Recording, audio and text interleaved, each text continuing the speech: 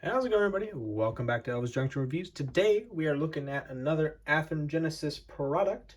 Today we are looking at an Athearn Genesis SD70M in the Union Pacific American flag paint scheme. So let's not waste any time and let's get this thing opened. I hope I'm actually going to open this the right way. I'm not sure. We will find out in a minute here. Here's our locomotive warranty. By the way, this is a friend of mine, same guy who let me borrow the AC6000 that you saw in the previous video. So here's our exploded diagram of the locomotive, and there's a lot of parts going on here. So we know we're gonna get a good look at this locomotive. And here's the sign up for Athearn News, which we don't need, but I'll keep it because my friend has it. I believe this is the limited warranty, 1 year limited warranty, just a little bit of more knowledge about that.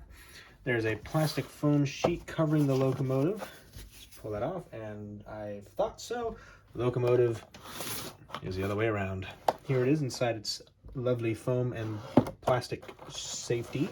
Let's pull this out of the foam there. Let's move this box off to the side, and let's get opening into this. There's that clam, that blister, plastic blister. Let's get that foam out of the way and open up our clam shell to reveal the SD70M. And there she is, looking very, very nice indeed. And as you can see, there are some truck stabilizers, and it appears they have been glued in by my friend here. So let's get the clamshell out of the way. Oops, that foam.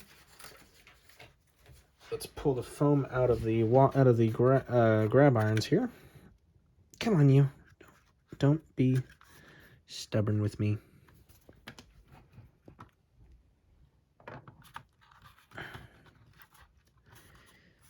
There we go.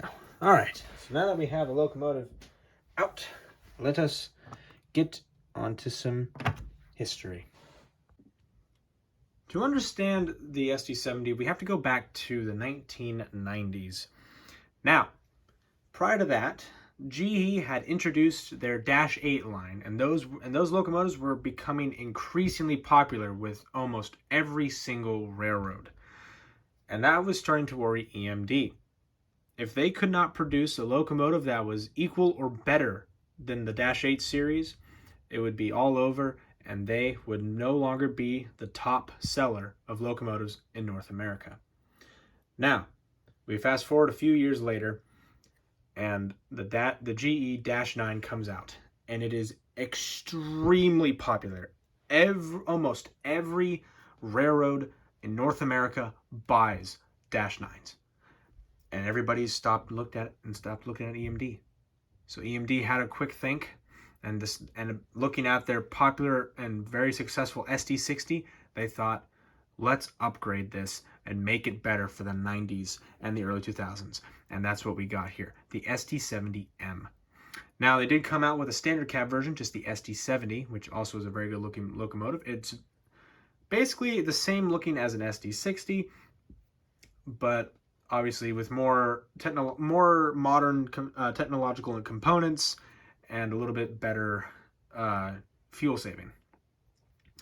Now, as you can see, our locomotive here is painted in the Union Pacific's American flag, Building America paint scheme, which means we have a flag here, and over here behind the radiators it says Building America, and then a Union Pacific shield, and we have the shield with some eagle wings on the nose.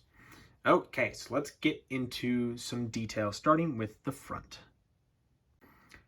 Alright, so we're currently looking at the front of the locomotive, and we're going to start from the top and work our way down to the bottom, as we always do. And pretty much, it's basically the same as the SD60 that we looked at the very start of the channel, except for a few different things here. First of all, as you can see, we have a grab iron just above the number boards here. These also do light up, as well as the headlight when the locomotive is in motion. We have our teardrop cab windows on the front of the locomotive, and we have some separately applied windshield wipers. We have 2 on each side. We have a grab iron here, a grab iron there, here, and we have 2 sand filler hatches. Moving down, you will see there's no nose light, just like our SD60. Here is our door. Here we have some grab irons that work their way from the top of the nose to the bottom to the walkway here, along with the anti-climber. Here are our ditch lights. They are actually on the anti-climber as opposed to the pilot-mounted ditch lights of our SD60M. We have some more grab irons that go down to the steps. We have our coupler cut bar right here, which is painted yellow on the ends to make it more visible to crews at night. Here we have our lovely snowplow. We have 3 EMU hoses on either side of the snowplow. We have our coupler here, and we have an air hose. And you can actually see just underneath the anti-climber some EMU connecting sockets. Alrighty, let's move on to the rear. Okay, so immediately you can see that this locomotive has a flared radiator section, and that helps with expelling heat, especially in the hot areas of Nevada and Utah, as well as Arizona and New Mexico and Southern California. Now, starting here at the top, we have another grab iron right here. There's a sand filler hatch right at the top of the locomotive here. We have our grab irons that work their way from the top all the way down the bottom. By the way, there are also these loops here, and these are to put some chains in when you're going to lift the locomotive up to do some servicing. Here is our rear-mounted headlight, which does light up when the locomotive is reversing. I believe these are supposed to be indents for class lights if you were going to add some, just like how these are at indents for the number boards, but clearly there are no number boards on this locomotive. As you can see, we have another grab iron right here. I don't know exactly what these are, so if somebody could please tell me what those are, I'd love to know. We have our ground light right here, not ground light, our walkway light right here. Here's our safety rails along with the safety chain. And moving down, here's the rear anti-climber. We have our coupler cut bar, some spare knuckle couplers, our air brake, and 3 EMU hoses on either side of the plow, as well as an actual grab iron that keeps them down instead so they don't sway back and forth. All right, so let's look at the side. Alrighty, so we're looking at the conductor's side of the locomotive, and right off the bat, you can see something that you're actually not supposed to see, and you can see the wires that are currently through the dynamic brake radiator opening. So that's not really actually supposed to be there. They should be down below underneath the underneath this see-through grill. But anyway, it's not my locomotive, so I really can't do anything about it. Anyway, we have some lovely sunshades that are above our windows here. We have 4944, and right down here it says SD70M. Here is our truck and its truck detail, as well as our bell, some jack pads right here, a ground light. Excuse me. We have a little F to indicate this is the front of the locomotive. Moving our way towards the fuel tank and the long hood, you can see our lovely American flag. 50 stars, 13 stripes. 13 stripes for the 13 colonies and 50 stars for the 50 states. I don't remember what the blue is. Okay, sorry. Anyway, here's our lovely fuel tank, and it has some nice detail, red dots here. Here's our air tank reservoir. I don't remember what this is.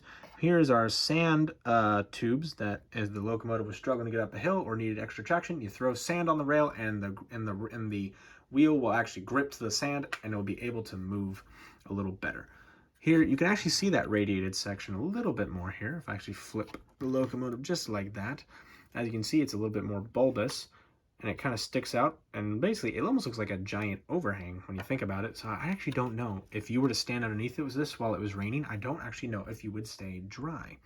Now, there is some detail on the top of the locomotive, so we're going to be looking at that now. Alrighty, so we're currently looking at the top. I'm going to try to best to keep this shadow out of the way. I'm filming this at night because it's the only time I can right now at the moment. But anyway, as you can see, we have a big PTC antenna array on the top of the locomotive here. This is a modern version of the locomotive, so you're gonna have to have positive train control. Otherwise, it won't look realistic on your layout. Here's our dynamic brake fan that we did mention earlier. The dynamic brake is in this section here. When they invented the SD50, they decided we're not going to put it over here behind the exhaust. We're going to put the dynamic brake right behind the cab, except for the SD90 and the SD80, but we don't talk about that. Moving our locomotive forward this way, you can see the exhaust stack here for the engine, which is in here. I believe it's a V16, 16 cylinders. Not exactly sure, so if somebody could let me know, please do let me know. I'd love to hear about it. Here is our horn, and here are our radiator fans, which you can see now. Okay, so let's get on to my final thoughts about this locomotive.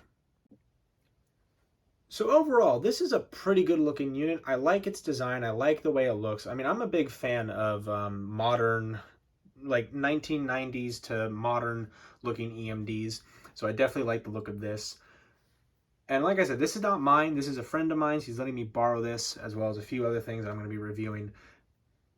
But also, by the way, this locomotive, it's lighter than I thought it would be. But then again, I did just handle a GE 6000 from Broadway Limited, and it was quite heavy. So I think I'm still just kind of used to that weight. So it does feel a little lighter than usual. I'm not sure if that's actually the case. But regardless, this locomotive still looks great, and I highly recommend you get an SD70 if you can. They're definitely always making more. So there will be future runs. In fact, they did release a new run about a few months ago, I'm pretty sure, and I'm pretty sure you'll be able to find that on Athearn's website. But anyway, if you enjoyed this video, please hit that like button. Also subscribe if you have not. It really help a lot. And hit the notification bell to know when I upload another video in the future. I upload on Mondays and Fridays at 9 a.m. Pacific Standard Time, so be there if you want to see what video I'm going to upload. But anyway, thank you very much for watching, guys, and I'll see you in the next one. Bye for now.